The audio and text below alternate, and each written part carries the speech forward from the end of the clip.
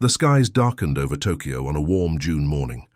At first, people thought it was an unexpected storm, but then the massive ships appeared, dark metal ovals that blotted out the sun. The same scene played out in New York, London, Beijing, and dozens of other major cities across the globe.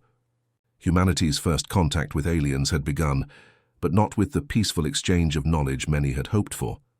Commander Dury of the Taiyang Collective stood on the bridge of his flagship, observing Earth through the view screen. His grey skin shimmered under the ship's lights as he turned to his second-in-command. "This planet's defenses are primitive," he said, his voice calm and measured. "Their weapons will barely scratch our hulls. Begin the deployment." Within hours, smaller craft descended from the motherships. Earth's military forces scrambled fighter jets and launched missiles, but they might as well have been throwing stones. The alien vessels absorbed or evaded everything thrown at them, then returned fire with weapons that reduced tanks to puddles of molten metal and military bases to smoking craters. In Washington, D.C., the president was rushed to an underground bunker. "What are our options?" she demanded, surrounded by grim-faced generals. "Madam President, we've lost contact with our forces in Europe and Asia," replied the Joint Chiefs Chairman. "Our satellites are being systematically disabled. Nuclear options? Absolutely not," she cut him off. "We'd only be destroying ourselves." As if hearing her words, the main communications screen flickered to life, showing a being with distinctly non-human features. Commander Dury's large black eyes stared impassively at the assembled humans. "Leaders of Earth," he began, his English perfect despite his mouth moving strangely around the words, "your planet is now under the protection and guidance of the Taiyang Collective. Resistance is both futile and unnecessary. We bring order to chaos. Compliance will bring rewards. Opposition will bring consequences." For 2 weeks, human military forces around the world tried to fight back. Soldiers and civilians alike watched in horror as their most advanced weapons proved useless. Some cities were made examples of. Rio de Janeiro was partially leveled, after Brazilian forces managed to bring down one of the smaller alien craft. The message was clear: resist and be destroyed. By the 3rd week, most governments had surrendered formally or simply ceased functioning. The Taiyang established control centers in major cities, converting skyscrapers and government buildings into their bases of operation. Strange towers sprouted in urban centers and rural areas alike, emitting fields that disrupted unauthorized communications and allowed the aliens to monitor large areas. At one such control center, in what was once the United Nations building in New York, a group of human representatives was brought before Regional Overseer Sun, who had been assigned governance of North America. "So you will help maintain order among your people," Sun explained, her voice melodic but emotionless. "Explain to them that life can continue normally under our guidance. Those who work willingly in our resource extraction and processing facilities will receive better accommodations and food," a former senator from Ohio spoke up. "And if we refuse to be your puppets," Sun's expression didn't change, "then we will find others. Humans are plentiful. Your individual value is minimal, but collectively you serve a purpose in the collective's plans."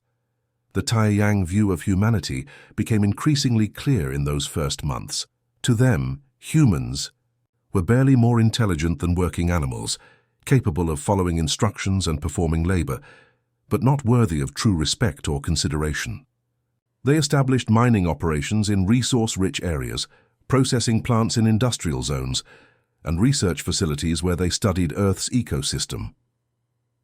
In a laboratory outside former Chicago, lead researcher Tay examined tissue samples from various human subjects. "Fascinating redundancy in their organ systems," he noted to his assistants. "Primitive but surprisingly robust. Their biochemistry is inefficient but adaptable. Should we implement genetic modifications to increase their work efficiency?" asked a junior researcher. Tay considered this. "Not yet. Their current form is adequate for our immediate needs. The resources of this planet will be depleted within 50 Earth years regardless. By then, the collective will have moved on." Outside these alien strongholds, ordinary people tried to adapt to life under occupation. Food became scarce in some regions as supply chains collapsed. The aliens showed little interest in human infrastructure beyond what directly served their needs. Power outages became common, and medical supplies dwindled. In a basement in Seoul, a group of university students huddled around a radio built from scavenged parts. They had discovered that certain old technologies, deemed too primitive by the Taeyong to bother jamming, could still function if properly modified. "They think they've won," whispered Jun, a former engineering student. "They think we've given up." His friend Yuna, once a promising biochemistry researcher, shook her head. "They don't understand humans at all. They see our technology and think, that's all we are." "We need to learn about them," said Jun, carefully adjusting the radio. "Their weaknesses, their biology, their technology. They've studied us, but not carefully enough." As the first month of occupation came to an end, Commander Dury submitted his report to the Galactic Council. Earth subjugation proceeding on schedule, human resistance minimal and disorganized, resource extraction begun at primary sites. This species presents no significant challenge to collective expansion. How wrong he would prove to be. The rain poured down as Jun crouched in the muddy ditch, water soaking through his worn boots. 3 months had passed since the Taeyang arrived, and things were getting worse, not better. Food shortages had become common, and anyone who questioned the aliens disappeared. But tonight that might change. "Ready?" whispered Yuna beside him. Her face was streaked with dirt, hair tucked under a dark cap. Jun nodded, checking the makeshift device in his hands. One last time. They'd spent weeks building it from parts salvaged from crashed Taeyang scout ships and human electronics.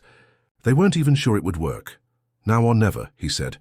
They sprinted across the open field toward the alien supply depot.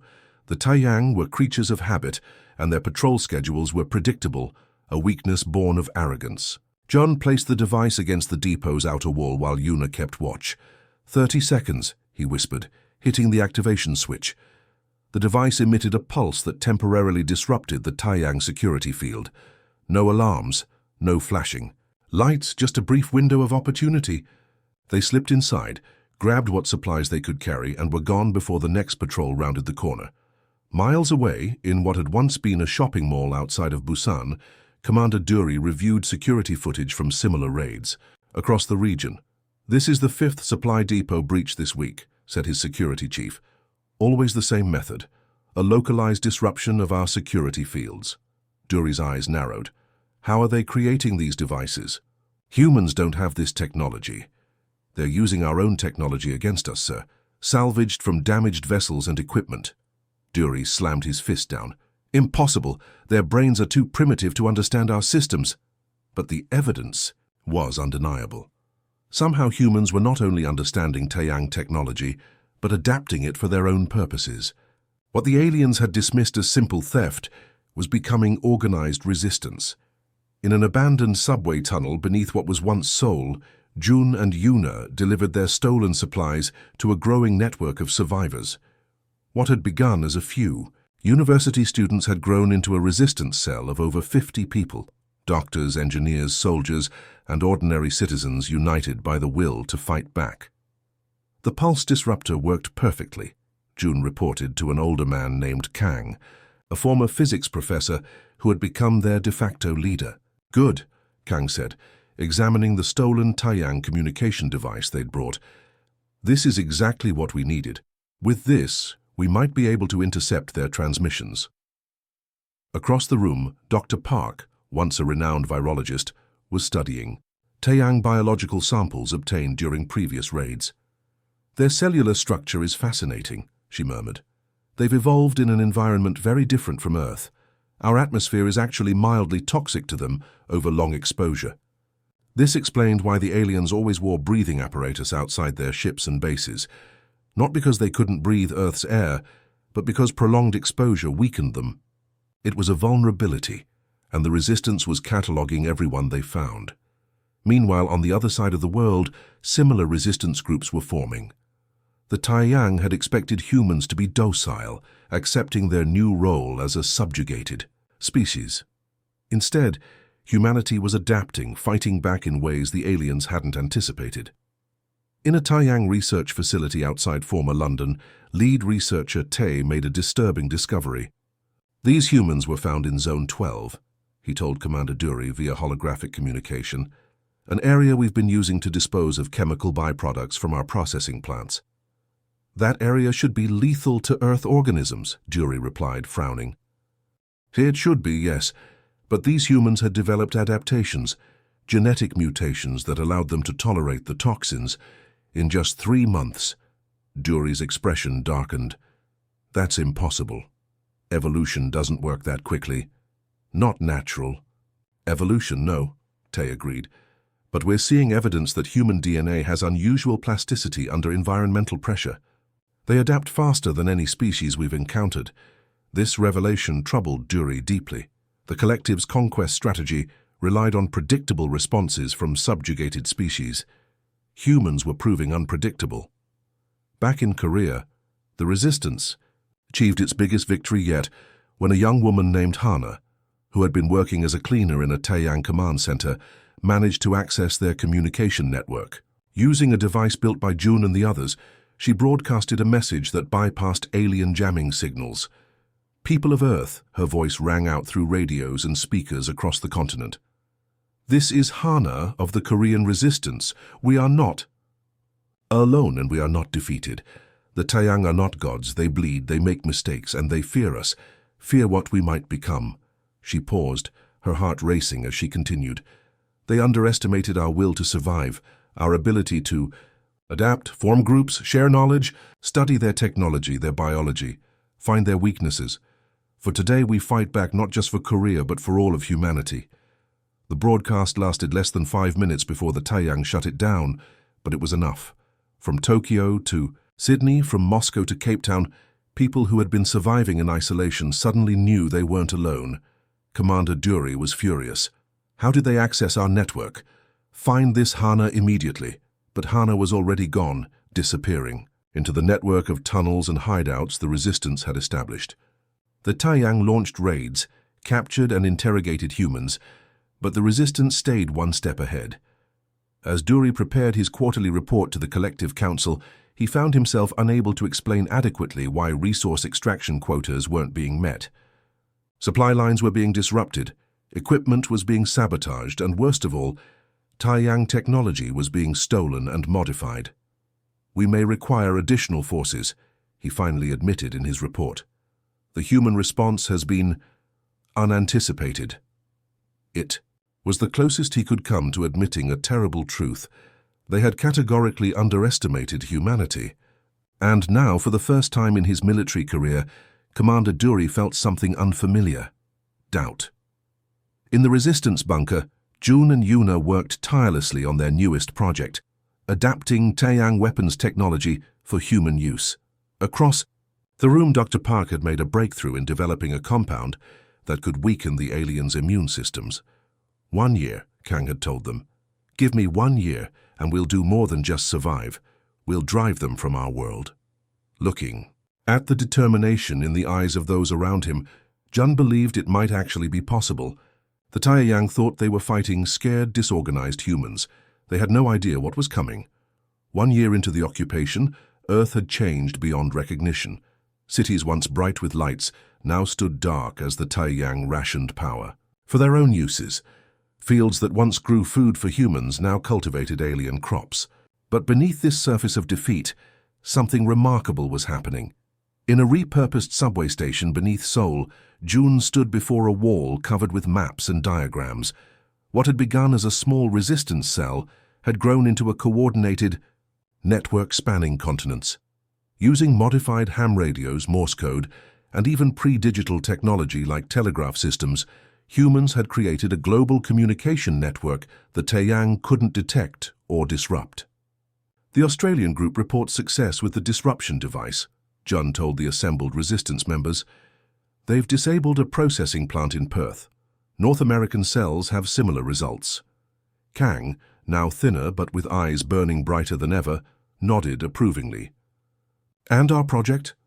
June exchanged a glance with Yuna. "We're ready." Their project sat in an adjacent tunnel, a captured Taeyang scout ship. For months they had studied its systems, learned its controls, and most importantly, discovered how to bypass its security protocols. It had taken dozens of people working in shifts, engineers and physicists puzzling over alien technology that operated on principles they were only beginning to understand. Tonight, Kang decided, we move tonight. Across the city in the Taiyang Command Center, Commander Duri was meeting with his chief scientist Minho, who had replaced Tai after the latter was recalled by the Galactic Council for his excessively alarmist reports about human adaptability. Resource extraction is 30% below projections, Duri said irritably. The Council demands answers. Minho shifted uncomfortably. We're facing more resistance than anticipated. These humans are primitive animals, Duri snapped. Their most advanced weapons couldn't penetrate our basic shields. Their computers are laughably simple. With respect, Commander, Minho ventured cautiously, I believe we made a fundamental error in our assessment. We measured human advancement by their visible technology, but failed to account for their problem-solving capabilities and adaptability. Before Duri could respond, alarms blared throughout the facility. The security chief's voice came through the communication system.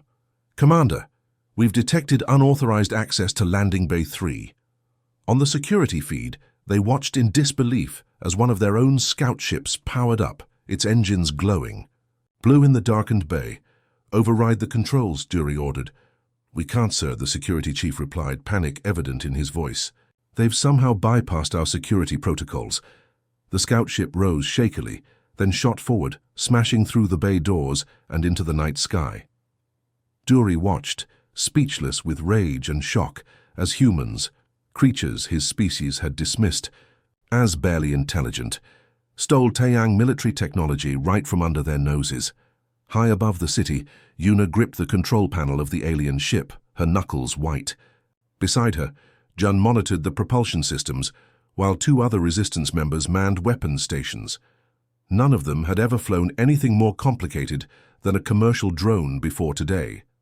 They're scrambling fighters, Jun warned, reading the alien displays they'd spent months learning to interpret. Yuna nodded grimly. Just like we hoped, taking us straight to their command ship. 3 Taiyang fighters rose to pursue them, exactly as the resistance had planned. The scout ship wasn't their real target. It was bait. As the alien fighters closed in, Yuna pushed the scout ship toward the massive Taiyang command vessel, hovering above the city. Now! She shouted. Jun activated the device they'd wired into the ship's systems, a modified version of the pulse disruptor they'd used in early raids, but hundreds of times more powerful. It sent out an electromagnetic pulse specifically calibrated to the frequency of Taiyang neural networks. On the command ship, chaos erupted. The pulse didn't damage their electronic systems as a human EMP might have, but instead targeted the neural implants every Taiyang soldier and officer wore, devices that connected them to their ships and to each other. Suddenly, hundreds of aliens found themselves cut off, disoriented and in pain. Duri clutched his head as his neural implant flared with static and then went silent. Around him, crew members stumbled and fell. Through watering eyes, he looked at the security feed in horror. The stolen scout ship was firing on his command vessel, using Taiyang weapons against their creators. Meanwhile, on the ground, resistance. Cells across the city launched coordinated attacks on alien outposts, suddenly cut off from Central Command. Years of studying Taiyang technology and biology were paying off. The resistance deployed homemade chemical agents that irritated alien respiratory systems, forcing them to retreat to sealed environments. They used modified Taiyang weapons, turning the aliens' own technology against them. In the command center, Minho pulled himself to his feet, fighting through the pain of his disabled neural implant. "Commander," he gasped, "this attack, it's too coordinated, too precise. They knew exactly how our neural network functions." Duri stared at him, a terrible realization dawning. "They've been studying us. All this time we've been studying them, they've been studying us." The security feeds showed more disturbing images. Humans wearing makeshift protection against Taiyang weapons, humans operating modified alien technology, humans adapting tactics in real time to counter Taiyang responses. "How?" Duri demanded. "How could they learn so much so quickly?" Minho's answer was interrupted by a transmission breaking through on all frequencies. On screens throughout the command center appeared A face. A human woman, her expression stern but composed. "This is Hana of the Global Resistance," she said, speaking in flawless Taiyang language. "Today marks the beginning of humanity's counteroffensive. You came to our world believing us primitive and easily conquered. That mistake will cost you everything." The stolen scout ship launched its final attack, targeting the command vessel's propulsion systems before being destroyed by the regrouping Taiyang fighters. But the damage was done. The massive alien ship listed to one side, emergency systems barely keeping it airborne. All across Earth, similar scenes played out as resistance cells launched coordinated attacks on Taiyang installations. Not all were successful. Humanity paid a heavy price in lives that day, but something fundamental had changed.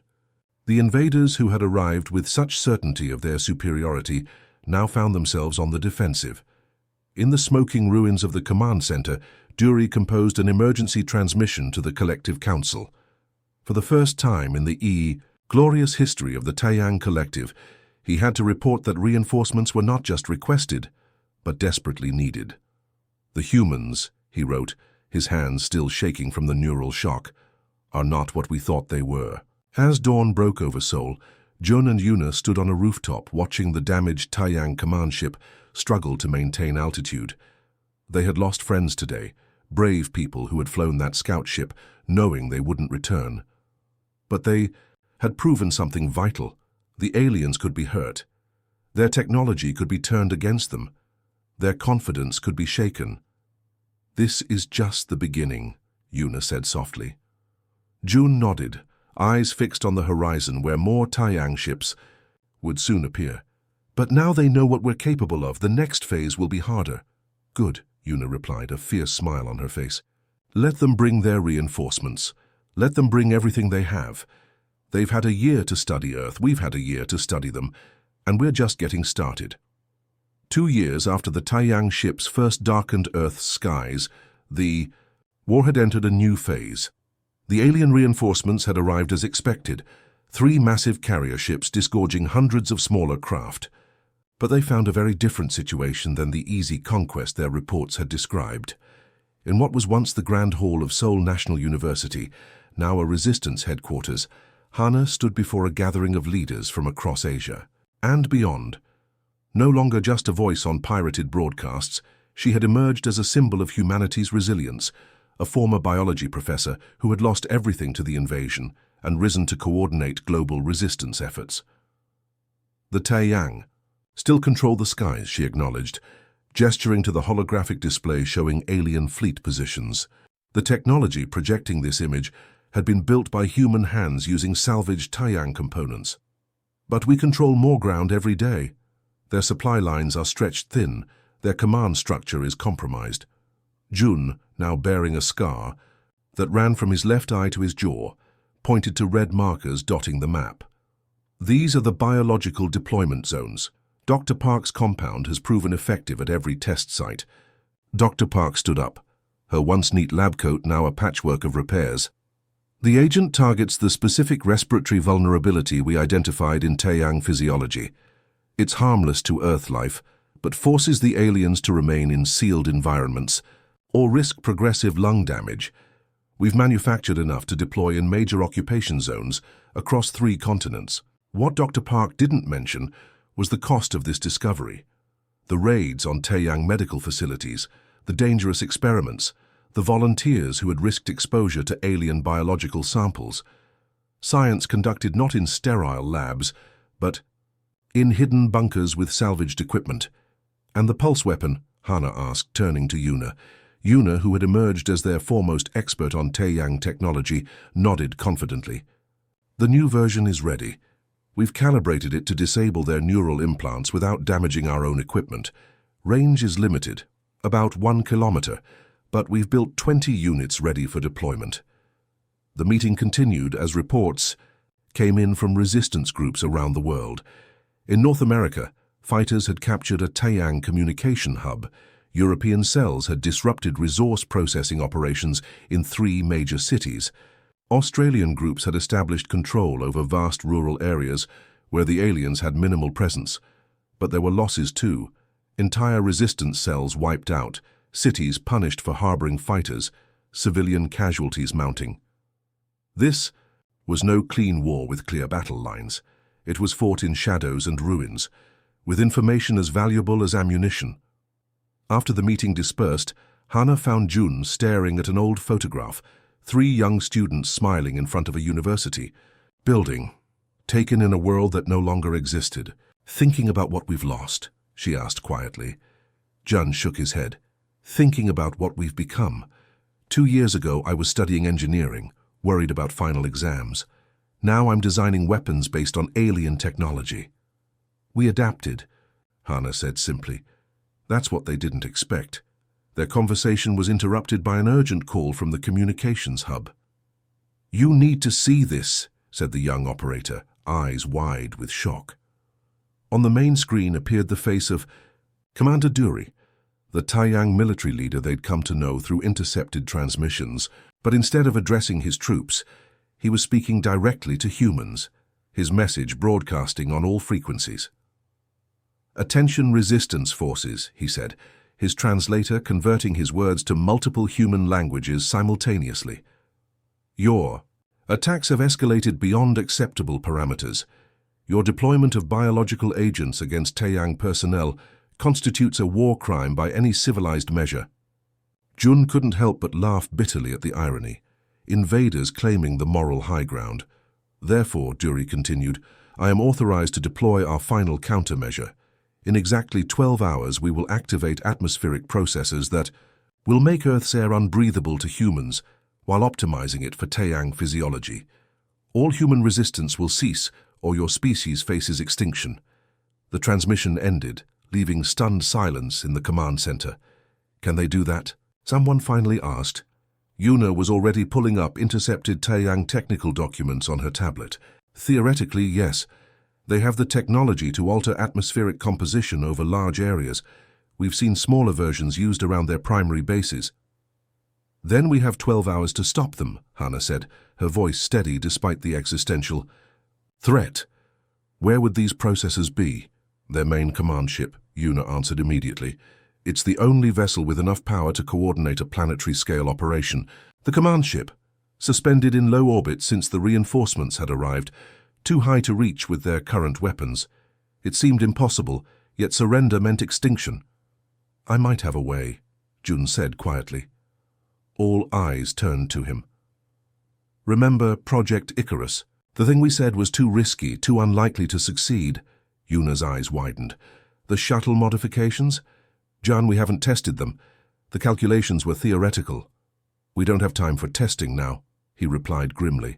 Project Icarus was perhaps their most audacious plan, modifying a captured Taiyang shuttle to breach orbit and reach the command ship. They had the technology thanks to months of studying alien propulsion systems, but the modifications pushed the limits of human engineering. "We'll need a diversion," Hannah said, already accepting the necessity of the plan despite its risks. "Something big enough to draw their attention away from a single shuttle launch." "I know just the thing," came a voice from the doorway. It was Kang, leaning heavily on a cane, his body weakened by exposure to Taiyang weapons, but his mind as sharp as ever. "It's time to activate the Ghost Network." The Ghost Network was Kang's masterpiece, a system of dormant computer viruses secretly uploaded to Taiyang systems during countless small infiltrations over the past year. Individually harmless, together they could temporarily blind the aliens' detection grid.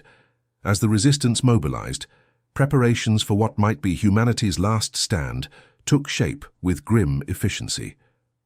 The shuttle crew was selected, Jun to pilot, Yuna to handle the technical aspects, and 3 others with specialized skills. Their mission, disable the atmospheric processes before they could activate. "If we fail," Jun said, as they made final preparations in the hidden launch facility, "there won't be a second chance." Yuna checked the makeshift spacesuit they'd constructed from Taiyang materials. "Then we won't fail."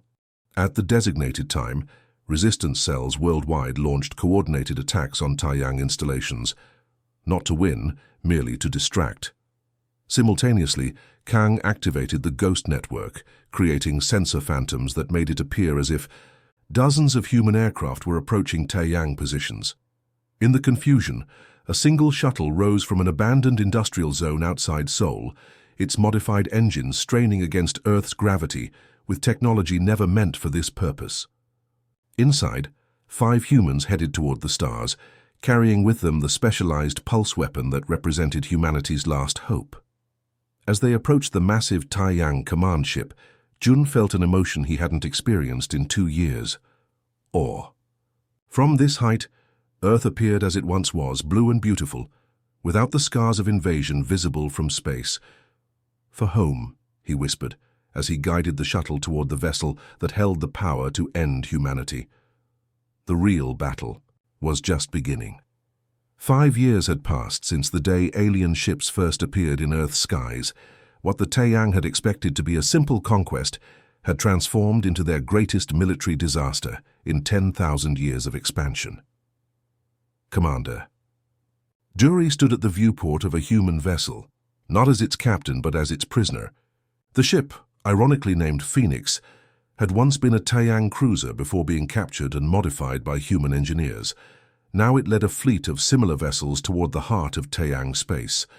"We're approaching the outer defense perimeter of Taiyang Prime," announced the ship's captain, a woman Duri had come to know as Jin, once a pilot for a commercial airline, now commanding an interstellar warship. Duri felt the familiar twist of disbelief in his gut. How had it come to this? The atmospheric processor gambit had failed spectacularly when Jun and Yuna's team had not only disabled the device, but captured the command codes for the entire Taiyang fleet. What followed was a cascade of defeats that military historians would study for generations, if the Taiyang civilization survived long enough to have historians.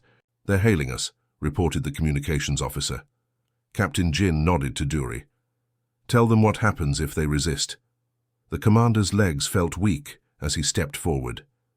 5 years ago, he had been so certain of victory, so dismissive of these primitive beings. Now he was their tool, their translator, their warning to his own people. "This is Commander Duri," he began, his voice transmitted across the void to his homeworld. "The humans controlling this vessel have captured our fleet and technology. They demand your immediate and unconditional surrender." He paused, swallowing, hard before continuing with the words they had instructed him to say. "Their technological capabilities now exceed our own. Resistance will result in the same fate that befell our forces on Earth." On the bridge view screen appeared the face of Supreme Leader An of the Taiyang Galactic Council, his expression a mixture of shock and rage. "Duri, you dishonor yourself by speaking for these creatures. The homeworld will never surrender to primitives." Captain Jin stepped into view beside Duri. "We expected that response. Perhaps a demonstration is in order." She nodded to her weapons officer, who pressed a series of commands on what had once been a Taiyang control panel, now modified with human interfaces. Outside the viewport, a small object detached from the Phoenix and accelerated toward one of the defensive platforms orbiting Taiyang Prime. "What is that device?" Duri asked, genuinely curious despite his situation. "We call it a jump drive," Jin replied. "Your scientists theorized about it but believed it impossible. My people made it work in less than 3 years. The object vanished in a flash of light, then reappeared instantly beside the defense platform. A moment later, the platform exploded silently in the vacuum of space, debris scattering in slow motion. "Teleportation?" Duri whispered, aghast at the implications. "Localized space-time manipulation," Jin corrected. "Your physics was correct, but incomplete. You approached the problem from the wrong angle." On the view screen, Supreme Leader An was shouting orders, his composure shattered. Defense platforms throughout the system began charging weapons, and the remaining Taiyang fleet moved into defensive formations. "You have 1 hour to reconsider your surrender," Jin informed him calmly. "After that, we'll deploy jump drives to every major military installation in your system simultaneously." The transmission cut off, leaving the bridge in silence. Jin turned to her crew. "Maintain alert status. They'll probably try something desperate." Duri found himself wondering, not for the first time, how his civilization had so catastrophically misjudged these humans. Back on Earth, He had watched in disbelief as they not only mastered Taiyang technology, but improved upon it in ways his own engineers hadn't imagined possible. After the failure of the atmospheric processors, the tide had turned decisively. Resistance. Forces worldwide coordinated their attacks using Taiyang communication systems. Human scientists deployed their biological agent on a massive scale, forcing alien troops to retreat to their ships or suffocate slowly. And most devastating of all, human hackers penetrated the core of Taiyang command networks, turning the invaders' own weapons against them. "Why?" he finally asked Jin, who stood studying tactical displays nearby. "Why did you pursue us here? You won back your planet.